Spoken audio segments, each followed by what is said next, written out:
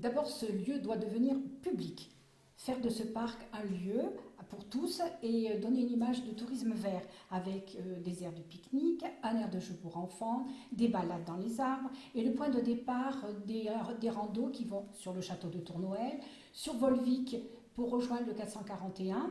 On peut aussi utiliser la page qui va sur Enval et aussi rejoindre Riom par la coulée verte, parcours d'orientation et aussi peut-être éventuellement envisager des aires de camping-car, un petit aire de camping-car. Alors tous les bâtiments peuvent être réutilisés, en particulier l'orangerie, qui est un lieu magnifique pour des expositions par exemple, et pourquoi pas pour un petit moment de détente pour les marcheurs du GR 441. Et tous les ateliers peuvent avoir une destination, en particulier pour les métiers de la pierre. Par exemple, faire revenir l'atelier de pierre à Volvic. On peut aussi atelier d'émaillage, atelier de bois, de ferronnerie, atelier d'artistes, atelier jeunesse et éventuellement aussi atelier de réparation, par exemple pour les vélos. La bâtisse. La bâtisse. C'est une bâtisse magnifique, on va lui donner donc un nouvel élan. En particulier, utiliser cet grand espace qui est l'accueil, avec un dallage magnifique et un escalier monumental, pour faire par exemple des conférences, ou aussi un lieu pour le culturel, c'est-à-dire on peut faire des séances de poésie, qu'est-ce qu'il y a encore des activités théâtrales. Des activités artistiques, etc. Et aussi des expositions pour les artistes permanents. L'importance de réaménager ce site.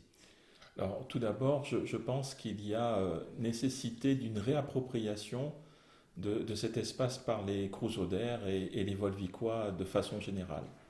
Pourquoi est-ce que je parle de réappropriation? Tout simplement parce que le site est complètement fermé depuis de nombreuses années, pour des raisons professionnelles, s'entend, puisque précédemment c'était une école qui accueillait des publics en situation de handicap. Donc il était nécessaire que ce château vive en autarcie à Crouzol. Le fait que la commune l'ait racheté et que nous proposions, comme vient de l'évoquer Eliane, des réaménagements, permettra en fait une réappropriation de ce château par les Crouzaudaires et les Volvicois, je me répète.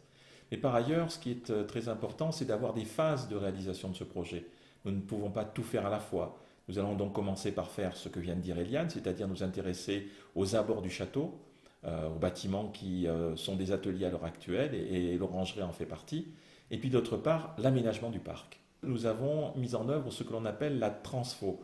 Alors la transfo, c'est quoi? C'est une volonté qui consiste à donner aux employés municipaux, notamment des espaces verts, en l'occurrence ce sera le cas ici, le loisir de faire des aménagements en accord avec les habitants du village de Crouzol et des Volvicois qui voudront s'impliquer dans le cadre de l'aménagement du parc.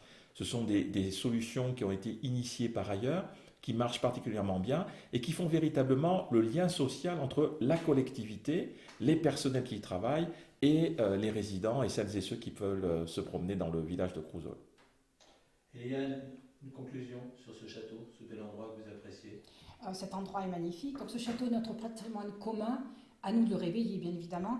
Mais par contre, notre projet doit être humain, culturel, artistique et touristique.